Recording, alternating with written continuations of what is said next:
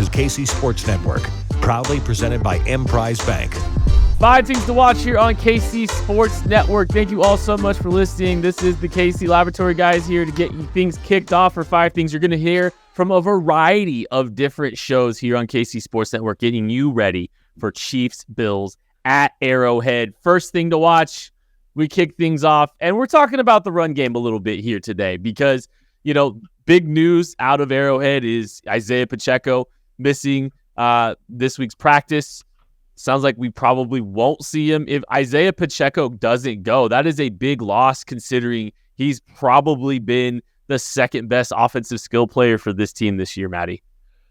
Yeah, for 3 out of the last 4 games, he's rushed for over 60 yards. It has seemed like when the Chiefs' offense has kind of gotten to a little bit of a rut when they're trying to throw the ball down the field, they've been able to rely on Pacheco a little bit more here down the stretch. They've been evolving their run game, kind of running some stuff that allows him to get downhill, use his strengths a little bit more, and it seems like he's kind of hitting his stride. Against the Eagles, against the Packers, as these games were tight down the stretch, he was doing a good job keeping the Chiefs in it, giving them a chance to stay close and win the game when the passing game wasn't necessarily working. So if he is unable to go, that could be a big hit to the Chiefs, who are getting up to set up and play this big game against the Bills. Maybe the number 1 seed is kind of on, like, an opportunity for that number 1 seed in the AFC is on the line for the Chiefs. The Bills are going to be playing for their playoff berth. It would be really nice to have Pacheco here, but we might have to see what the Chiefs can do without him. How are they going to get this passing game working? How will they get this run game outside of Pacheco working? 2 things they haven't had a lot of success with this year if he's unable to go. And it may be one of those things where, some of the roles are a little more defined and simplistic. Clyde Edwards-Helaire kind of taking some of the early down reps and some of the schemes that we know he works well in and that he's best in. And then Jerick McKinnon, making sure that he's there on, obvious passing opportunities or maybe even not so obvious passing opportunities and trying to get him the ball on checkdowns and things like that. It may make it, a little more siloed for this Kansas City Chiefs offense, which can help the defense to tee off on this, but the way that the Kansas City Chiefs have been blocking lately in the run game, I think that that's actually advantageous to maybe simplify it a little bit more, maybe just call the things that we know that Clyde is effective on. He has looked pretty good as of late. I realize the stats aren't there, a lot of stuff that's called back by penalties and things like that, but he's hitting the hole, he's running through guys a little bit more. I think that this could be a game where they give the ball to Clyde, 10, 11 times, and you can actually see some pretty good results from that. Yeah, I do too. I'm with you on that, Craig. I think Clyde has looked a little bit better late in the year, and this is why they held on to him. They wanted to keep their running back inventory, and it's smart, especially considering we've seen this team kind of struggle with some injury history to their running back room. Pacheco had some injury issues last year. Wasn't really able to do much this offseason. Jerick McKinnon, I'm like a huge Jerick McKinnon fan. If you've been listening to our shows in the past, I love Jerick McKinnon. I also am willing to acknowledge that he's had a lot of injuries over his career. And, he looked maybe not quite the same guy late in the season because he started running out of steam, even though this team leaned heavily on him in a big way last year. It's going to be funny or interesting to kind of see how they navigate that. Do they try to use Jerick McKinnon, who's not particularly healthy right now as it is? Do they try to get him involved a little bit more? Last week, they activated Deneric Prince to the active roster, and he got some opportunities there. So, he got an opportunity to be on the active roster, but he didn't get opportunities on the field, right? So, do we see him finally get to some opportunities this week? It's going to be worth watching because I do think, not that the Chiefs should lean on the run game, because that's never going to happen in Andy Reid's tenure, and that's okay. You have the best player in the world. But maybe there is means to find some more consistency on offense, just running just a little bit more, just finding a little bit more consistency on the ground to try to help. So, Clyde Edwards-Helaire, Matthew Lane, over under 9.5 carries in this game. What say you? I'm gonna take the over because I think the Chiefs are gonna need it. I simply think they are gonna need it. Well, okay, actually, let me back this up. We don't know if Pacheco is gonna play or not gonna play, right? If he is unable to go, then Clyde, I think, will go over that 9.5 carry mark. And I don't know ultimately if it matters who is running the football. It's how the Chiefs decide to run it. If the Chiefs are going to go out here and just run their traditional zone game that they like to just throw out there in game plans that they try to take a little bit more lackadaisically, that's a little less pointed towards specifically their opponent. I don't know if any running back is going to have success against the Bills. I think the Bills might be able to shut down even Isaiah Pacheco if it's going to come out there and be 15 to 20 inside, outside, split zone runs. Same thing with Clyde or Prince or Jerick McKinnon. It doesn't matter who if that's their game plan.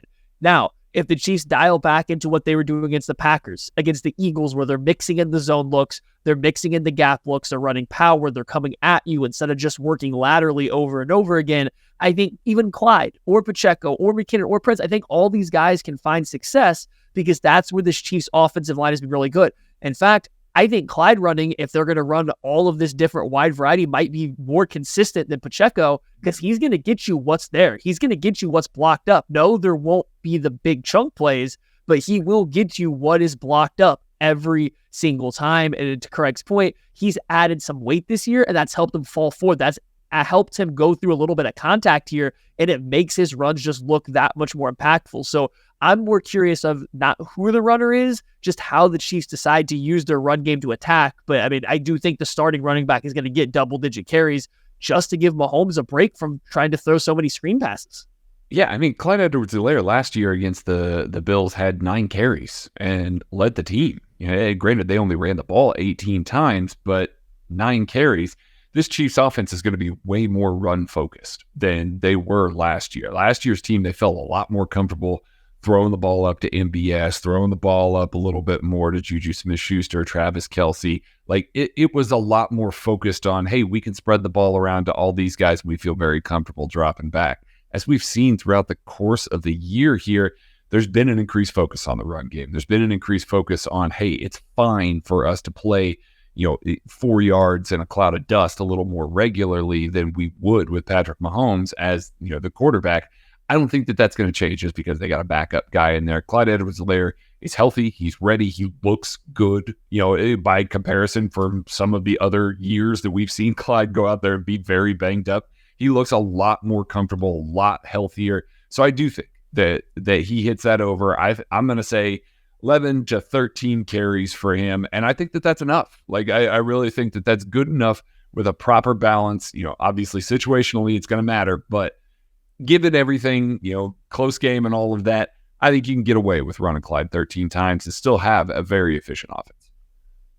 Hopefully the Chiefs can keep that balanced rushing attack going that they've had the past couple weeks. It's helped the offense look a little bit more stable, a little bit more functional down the stretch. So hopefully it comes out versus Bills. Hopefully Clyde Edwards-Helaire, if he is the one that has to go, can continue the success that Pacheco has had here in recent weeks. I mean, that's enough of us. Let's head over to the barbershop and see what Shawn Barber has to talk about how this Chiefs defense can maybe slow down an important part of the Bills offense. Hey, man, appreciate it, man. This is Shawn Barber from The Process, where the process is always greater than what it produces. And my thing to watch for the Buffalo Bills versus Chiefs game is, man, you better watch out for 3 things in this game. Josh Allen, and Josh Allen. Man, their backs against the wall in Buffalo, from a coaching staff that in the hot seat to the team being 6-6 and almost being on the verge of being eliminated from the playoffs, and we're not even in week 15 yet. Man, the Buffalo Bills are 6-6 coming into Kansas City. They're coming into Kansas City with a team that has already kind of got a little bit of edge on their shoulder. We've just lost our 3rd game of the season, and that number 1 seed is starting to slip away. So I think it's a must-win for both teams. And when you got 2 teams that are both in a must-win scenario, which team does it matter more to? Man, I think the urge and the necessity to have your back against the wall at 6-6, knowing that any loss for the next few weeks of the season could send you home for the offseason, I think that might be enough to just say, by any means necessary, let's make sure that Josh Allen keeps that ball in his hand, keeps those first downs rolling, first down, touchdown, and try to win a game and steal a game from the Kansas City Chiefs here in Arrowhead Stadium. So my thing to watch is, like I said, I got 3 things to watch. That's Josh Allen, and Josh Allen, whether he's passing, throwing, scrambling, or running. Man, quarterback sweep, quarterback draw. Man, when he needs it in his crucial time, we better have somebody spying that quarterback that can get him down. And so those are my things to watch for this Buffalo Bills versus Chiefs game. I'm just saying, backs against the wall, by any means necessary, I believe the Chiefs need to come out here and just do what they need to do, take care of business from the start of the game. So we're going to keep our eye on Josh Allen all game long, and that is my one thing to watch when it comes down to the Kansas City Chiefs versus the Buffalo Bills. So that's Josh Allen, and Josh Allen. Yeah, that makes a lot of sense for stopping this Buffalo Bills offense here a little bit. All right, we're going to take a quick break before we come back and get to our final 3 things to watch in this big game on Sunday. Thanks for listening to KC Sports Network. Make sure you download our new app. Find it on the App Store or Google Play. Just search KC Sports Network. All right, welcome back. We're finishing up our 5 things to watch for this Chiefs-Bills game coming up this Sunday day. Here it is. We are now going to toss it on over to Outside the Trenches, where the guys are going to tell you a little bit about the hog mollies there down on the line of scrimmage. All right, we appreciate it. Outside the Trenches, hanging out with you guys. Nick Leckie, Big B, Brian Hanley. We're talking about, yep, you guessed it, the trenches. Let's start with the Chiefs' offensive line. Got some injuries on there. The big one, obviously, being Donovan Smith. Donovan Smith leaving the game against the Green Bay Packers. Had a neck injury, which was affecting his shoulders. Never good. Don't want to hear that type of injury coming out from a game. But with a game against the Buffalo Bills coming up, you know, a guy like Donovan Smith is going to want to try to play and everything like that. But Big B, why don't you just hold him out and play the rookie there? I think you do. Look, it's just what you said. If you got a neck injury and it's down in your shoulders, that's nerve stuff. And that's never good. It's never good. So hold him out until he's 100% healthy and then get him back on the field. And you know, 100% healthy obviously is relative this deep into an NFL season.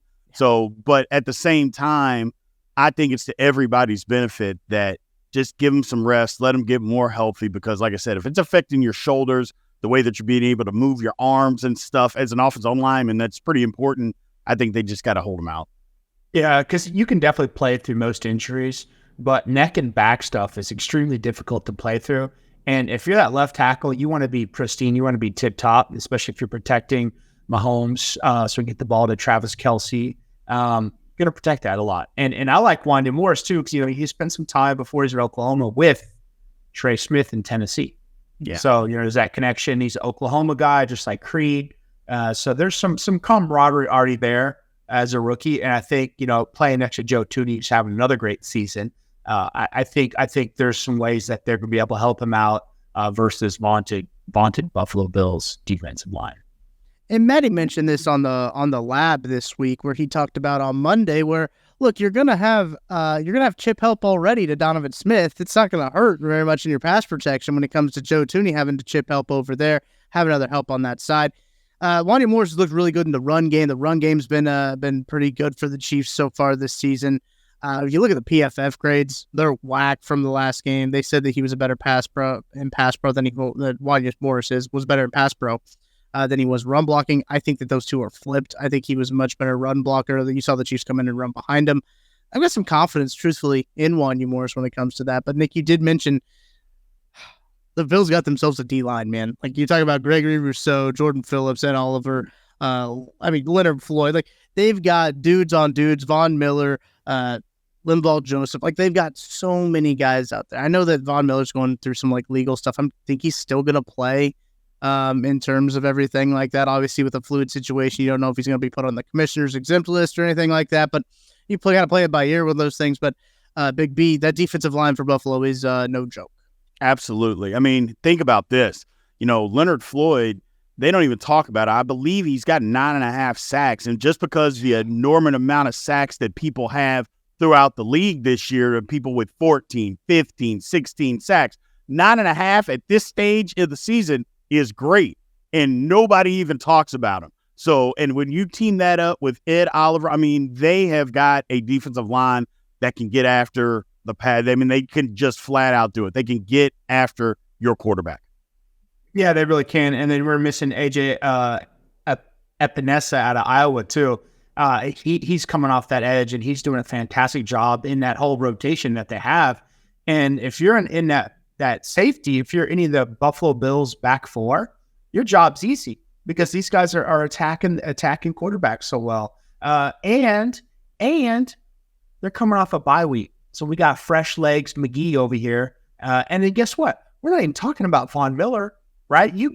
With Von Miller plays or not plays, this is amazing D-line. If Von Miller plays, this is a fantastic defensive line. And this is a scary defensive line that's going to absolutely get after you and has the depth to get after you. And they're rested and they're refreshed to get after you. And they got a chip on their shoulder, too, because, they went in the bye week losing to Philly. Yeah. Chiefs do have them coming off a bye week. They're going to have an offensive line coming off the bye week as well that has some familiar face kind of anchoring that offensive line. Mitch Morris, obviously a center in Kansas City for a long time, for a Missouri Tire, but they got Spencer Brown, a guy who's from, I think, Lenox, Iowa. Like, I think he's from up in this area, and then in the Iowa, I think he's an 8-man guy. They've got guys like Deion Dawkins, Osiris Torrance at that right guard spot, and Connor McGovern, not the Connor McGovern that went to Missouri. This is a different Connor McGovern on that offensive line as well. So, Big B, thoughts on the Bills' offensive line heading into this one? It's good. The one thing about it is they've gotten better running the football here as of late. They changed offensive coordinators, and they've actually given the ball to running backs. It's amazing what happens when you let your running backs actually run the football versus having your franchise quarterback, running all the time. So they've gotten better at running the football. Now, it's something the Chiefs have been good at. It's tough and I don't know if they're going to be on their third string linebacker. We'll see. It seems like they might be, but the bottom line is that the Buffalo Bills got their offensive line. Since the change of coordinators, it seems like the schemes and what they're putting together has made them better. It is, too. And I think what's going to happen, too, is you got Mitch Morris, who's familiar with, Chris Jones and maybe a few of the people on this defense, who's with the Chiefs. It's a fantastic center. So I think him and that Chris Jones matchup is going to be really cool to watch on the inside. And honestly, I think Deion Dawkins, if Trent Williams wasn't absolutely peaking for the past couple of years, that Deion Dawkins would be right there as a number 2, number 3 offensive line in this league. He's a bad dude, and he's a big body, and he's got big man game, and he's got slippery game too, where he's got little man game with the traps and all the counter movements and things like that, and he's aggressive. I was just going to say that. Yeah, he's mean. He is mean. Violence, a violent offensive lineman, and absolutely. Will you pair that with size? Yeah. Hall of Famer. It's going to be interesting to see kind of how the Chiefs do their configurations on it. George Koftis has been having a pretty quiet year. He leads the team in sacks. I don't know if a lot of people would have anticipated that coming into this year. Chris Jones has been pretty quiet as of late. He had a really good fourth quarter against the Las Vegas Raiders. Played a little bit better against the Packers last week. But when you talk about the defensive line, we haven't really seen a whole lot from Felix Anudike-Uzomah. Mike Dana's been playing well this season. I'm curious to see how they kind of attack this Buffalo team. Steve Spagnuolo's been dialing it up, man. Like he's been pulling all the strings, doing all the right calls, and it'll be interesting to see how they're able to kind of turn up the pressure on this Bills team that their backs are against the wall. The Bills got their backs against the wall. We'll be excited to see how this game comes out. Looking like it might be a must-win for both teams in terms of the playoff hunt. So that's going to do it for us here at Outside the Trenches. Go ahead and send it back to you for more 5 things. Perfect, fellas. I'm excited to see how Wandy Morris plays. I really am. I wrote about him last week for the Substack. I'm really excited. I really like what he's showing for us. I think long-term, too, seeing what he can do in a starting role, maybe sorts out some of the offseason stuff. That's for a different time. But I'm excited to see him. I'm excited to see how this Chiefs O-line matches up. And now it's time. We got 2 more points. We're going to head over to Only Weird Games. They got not 1, but 2 points for you guys. So let's see what they have for these final 2 things to watch for this game coming up. You get 2 things from the Weird Games crew, Joshua Briscoe, Seth Kaiser, and Nate Taylor with you here on KCSN. We'll take something from the offensive side and the defensive side. Seth, where are you going to begin on the offensive side of the ball for one thing to keep an eye on here for Chiefs Bills? I mean, obviously the offense has had us all pretty concerned. It's been multiple weeks. We've been waiting for kind of like a wake up for a full game. We thought we maybe saw it against the Raiders, and then you kind of just, didn't. And I think consistency. And that's something I've been hammering on, not just with the receivers, it's been the primary focus. But for me, it's them finding a foundation that works rather than continuing to try to work with the stuff that just isn't. I mean, you see some adjustments that they've made. You've seen a little more under center, a little more 12, a little more 13. I'd like to see them start to build on the stuff that works, understanding that you need a different foundation than you thought you did. You started with a plan. You had this great plan in place. You had an idea of what things would look like. Andy Reid's ability to pivot has never been a quick thing. And part of that's a good thing. He doesn't get tossed about in the waves. But the disadvantage of that is you can be slow to react at times. And so I want to look for some consistency from the offense as a whole in their game plan, in showing that they are recognizing what they have and what they don't have. That'll be tough without Isaiah Pacheco because, before he set out, we'll see if he plays, right? Yeah, right. If he plays, the offense should clearly run through in terms of weapons in order and this is only because the passing game is more important, by the way. Kelsey, Rice, Pacheco. That's how the offense should go. Now, if you want to argue Kelsey, Pacheco, Rice, because with Wanya Morrison, they need to be running the ball more, great, fair enough. But that's what I would like them to see is build around the things they have that are working. Throw Noah Gray in there, but really start actually showing some building blocks that you're moving towards something. Because you've got a desperate Bills team, a chance to stay legitimately in the race for the 1 seed. They've kind of screwed up with regards to that. They controlled their own destiny. Now they don't, but they can still be right there in the thick of it. If you can't get up for that game, I just don't see it happening for the offense consistently this year, barring Mahomes catching fire. There's always the chance of that. But that's what I'm looking for, is consistency within the game plan and execution of it. Nate, before we get to the defensive side from you, how much of a difference does Pacheco or no Pacheco make? Because we have talked a lot about the Chiefs running the football more. And also in previous versions of this show, we've talked about that running backs are not the predominant needle mover in most situations in the running game. But Pacheco's a unique talent in this crew. So how much would his availability or lack of availability change that in your mind? Yeah, if he's not available. First word of that question was Nate, I think. Indeed. Incredible. Seth, you can jump in right after. If Pacheco can't go, it does really, I think, put a little bit more of a burden on the tight end group. Noah Gray, Travis Kelce for that, that short, quick game when you're going to get some tight zones from the Buffalo Bills. And then, of course, if you don't have Pacheco and the running game is, not as productive, then the burden just increases on Patrick Mahomes. And it's just been something that we've been monitoring over the course of the last month, whether it's, the receiver issue, obviously, the fact that the defense has had a little bit of a stumble of late.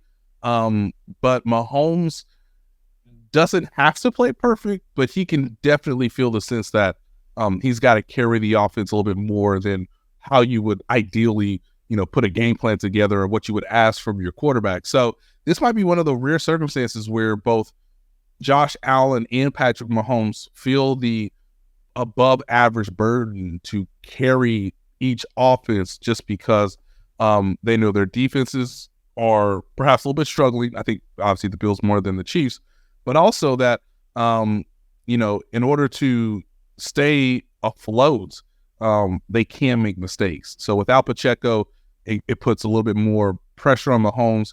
And obviously, it doesn't take Andy Reid much for his quarterback to all of a sudden throw 50 attempts in a game.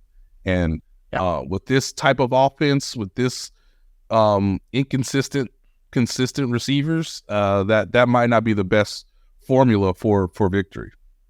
Then what on the defensive side is the next thing that you're going to keep an eye on, Nate?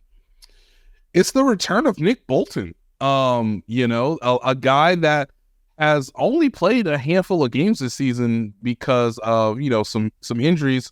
Most notably now it's a wrist, but he's not being, I would say, rushed back, but he is definitely needed at the right time, just because he's going to be playing with a small cast on his wrist.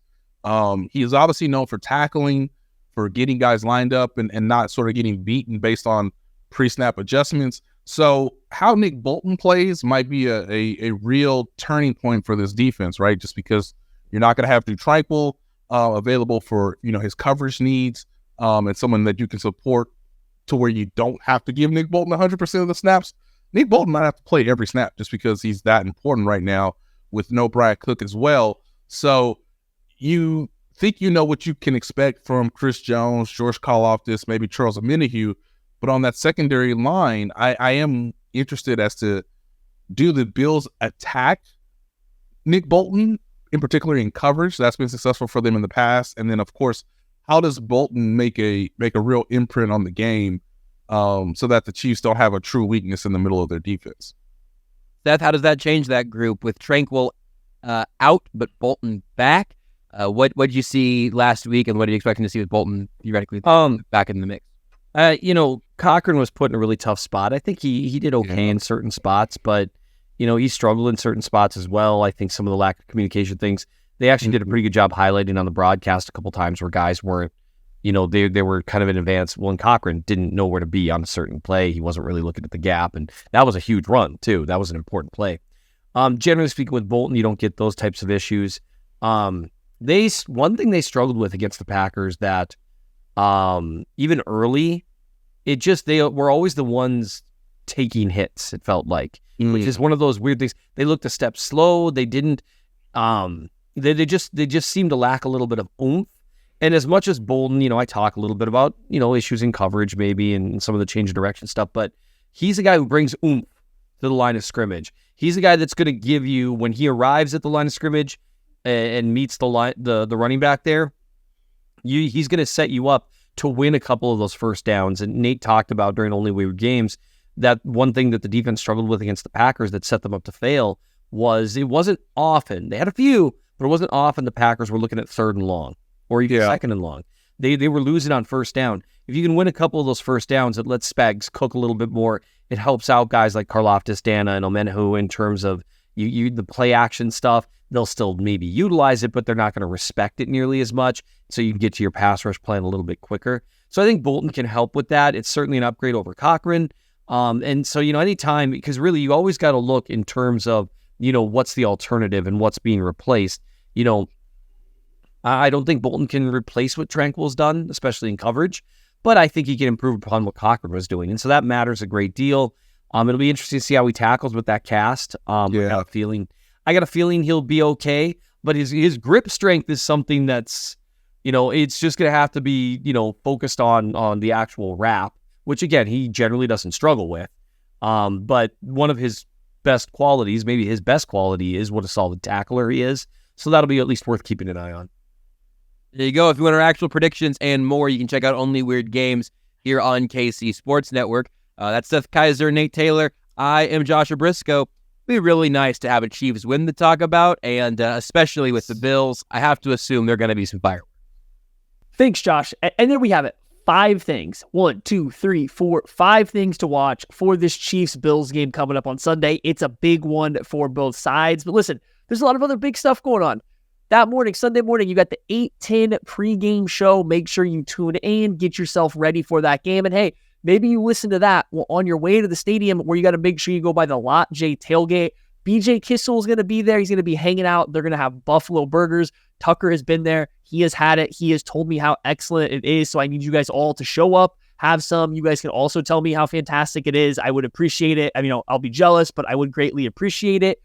And then as always, rain or shine, after the Chiefs and Bills game concludes, we will be going live on YouTube at the KC Sports Network YouTube channel. We will talk about the game, the good, the bad, the ugly, win or lose for the Chiefs and Bills. So thank you guys so much for listening for our 5 things to watch about this game. We appreciate you guys, and hopefully the Chiefs can come away with a big win so we don't have to have another somber Sunday post-game show.